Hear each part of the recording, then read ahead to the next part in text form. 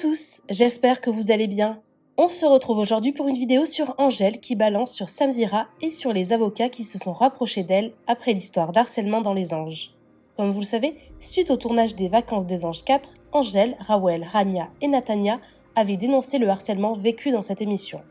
Elles s'étaient alliées contre la production des Anges et avaient décidé de les attaquer en justice. À ce moment-là, le youtubeur Samzira les avait orientés vers un avocat qui était selon lui le mieux placé pour les défendre. Mais rien ne s'est passé comme prévu et Angèle balance que cet avocat en question n'était pas du tout honnête. Elle tacle très fort Samzira et tout ce milieu qui serait selon elle corrompu. Je vous laisse tout de suite avec la vidéo et n'hésitez pas à réagir en commentaire.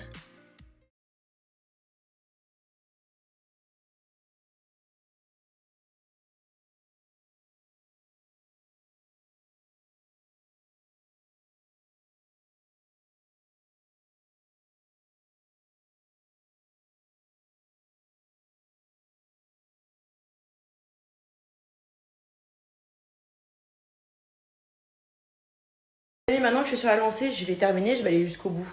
Pour que vous compreniez clairement ce que je suis en train de mettre dans ma story. Maître Assous. Maître Assous, c'est votre moment de gloire, je vais vous faire une belle pub. Je vais vous expliquer concrètement. Bon, toujours quand je fais des stories importantes, je suis en mode schlag, on s'en fout, c'est pas le principal. Je vais vous expliquer l'histoire et je pense que vous allez comprendre beaucoup de choses. Comme vous savez, donc on avait lancé le mouvement, on a vite compris qu'il fallait qu'on ait une défense juridique, qu'il fallait qu'on se protège, donc il fallait qu'on ait un avocat.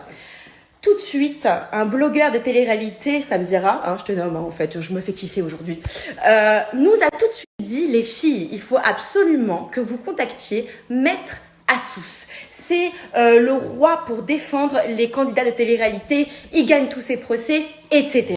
Nous, naïves, parce que malheureusement, on n'y connaît rien, c'est vrai, on n'est pas stupide, mais on n'y connaît rien.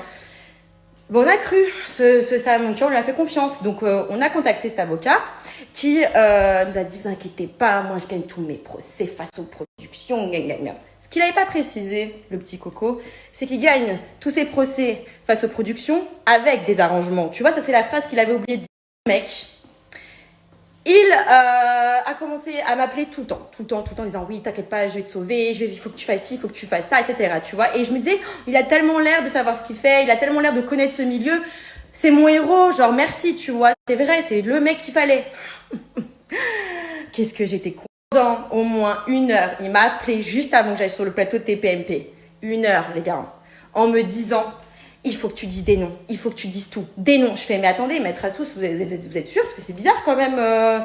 Si, il faut tout dire, tu dis tout. Les noms, tu parles de tout, la drogue, etc. Je fais, oui, alors la drogue, c'est vrai, mais par contre, c'était pas le sujet. Le sujet, c'est l'harcèlement. Si, tu parles de tout et parle pas d'harcèlement, tu vas te faire passer pour une moralisatrice, les gens, ils veulent pas de ça, blablabla. Et moi, je disais, mais attendez, je m'en ai rien à foutre de savoir pour qui je me passe. Je suis là pour parler d'une chose précise.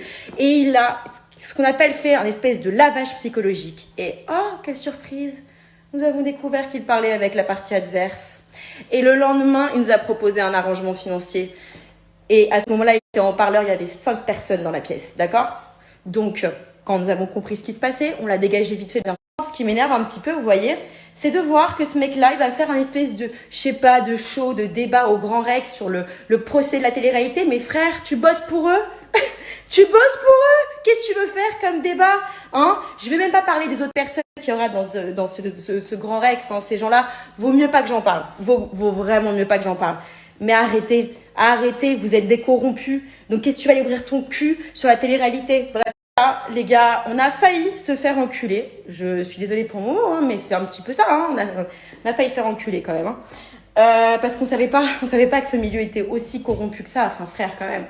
Je savais pas que c'était à ce point-là. Maintenant, je le sais. Maintenant, je suis éveillée. J'ai ouvert les yeux. Je vois tout. T'inquiète pas.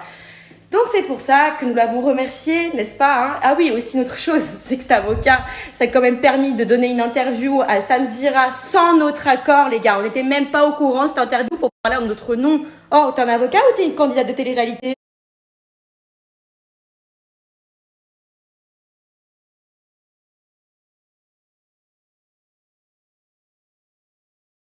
Pour ces explications. Donc pour ceux qui veulent comprendre ma story précédente, allez regarder ces stories, vous allez tout savoir. Voilà, des bisous, nice day.